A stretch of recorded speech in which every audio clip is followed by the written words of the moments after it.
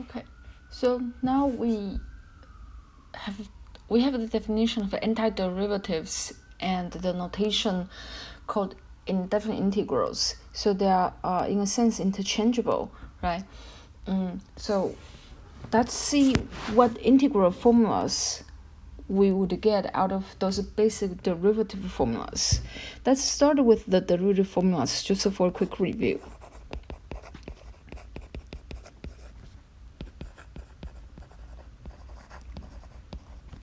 Okay, so first we have the wrong notation. The power rule. When I have a power function x to the power n, the derivative is n times x to the power n minus 1. 2, I have trig functions.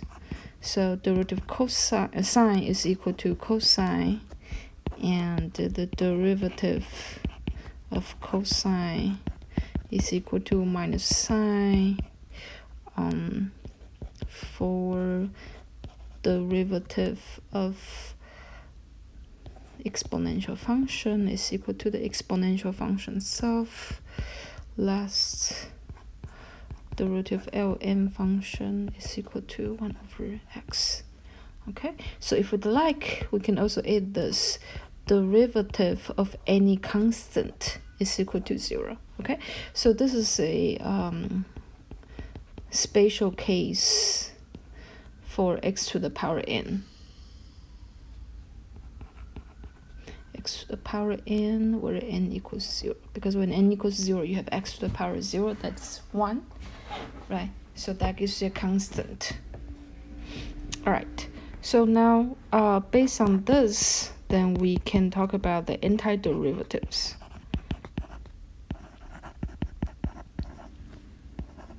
Okay, so I want to be a little precise.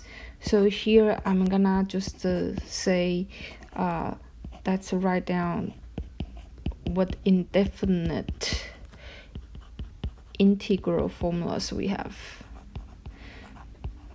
Oops.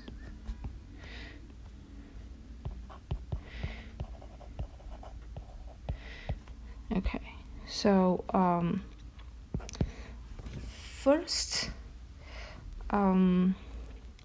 if I have x to the power n dx.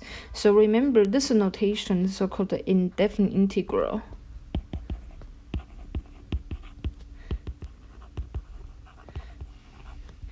Of the function x to the power n, right?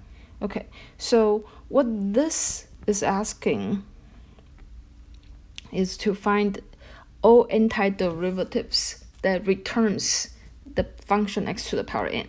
So now, based on what do we have here, okay, so let me manipulate a little bit. So based on the derivative formulas, ddx x to the power n equals n x to the power n minus 1. Now suppose I divide both sides by 1 over n. Okay, so then on the left, I have x to the power n minus 1. Okay, so now the conclusion we got here is if I'm differentiating 1 over n, x to the power n, what I'm gonna get is x to the power n minus 1. Right, okay. So this tells you that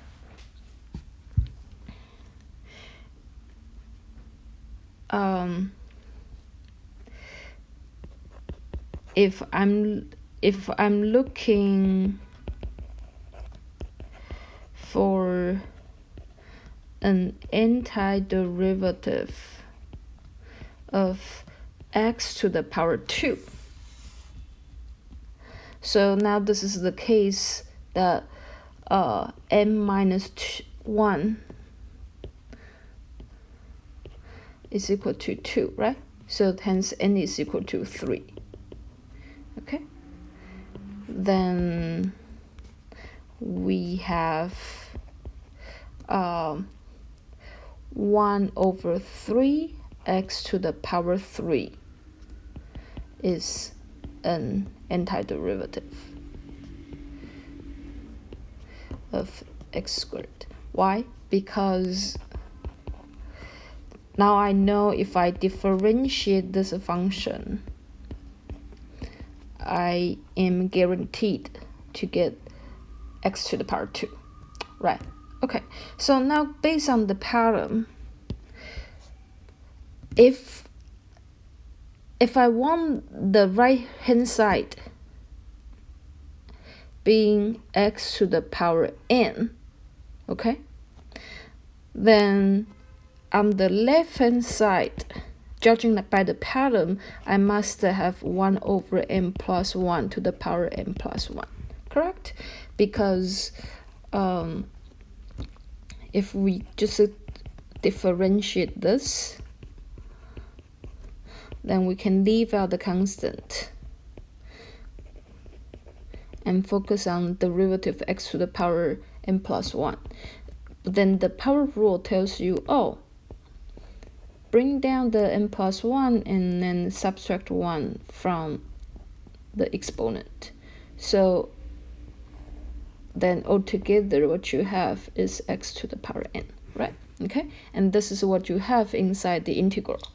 So antiderivative of x to the power n is 1 over n plus 1 x to the power n plus 1. Okay, but we're not done yet, because indefinite integrals are for all possible antiderivatives, not just the one antiderivative. So if I add any constant here, and you take the derivative of the right hand side, you're gonna still get x to the power n. Okay, so this is the first formula. And then if we look at the second formula, derivative of sine is equal to cosine.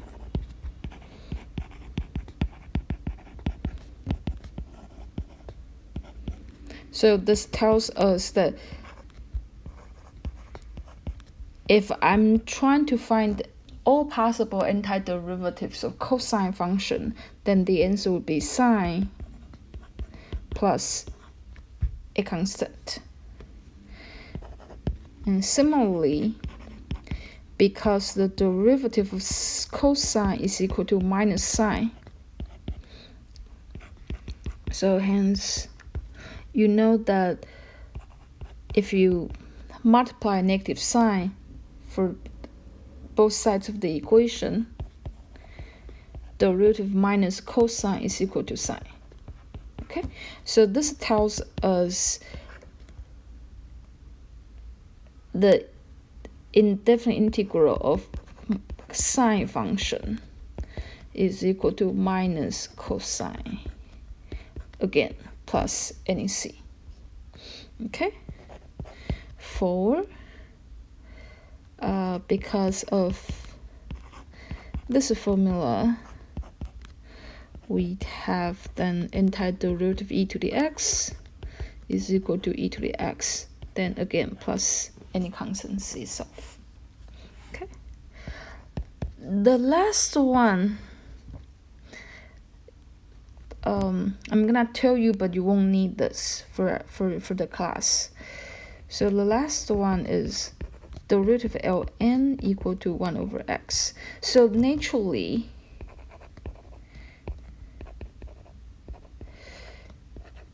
you will be thinking, oh,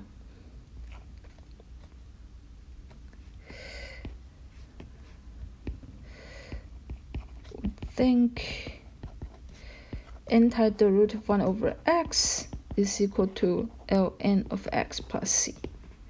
Okay, but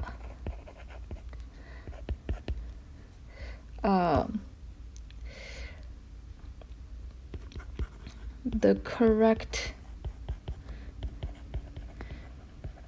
formula is antiderivative 1 over x equal to ln of absolute value of x plus c. Okay, so this one is incorrect. All right, so the reason why the antiderivative of 1 over x is n of absolute value x is a little technical. It's not hard, but it's a little technical, so I'm not going to explain it.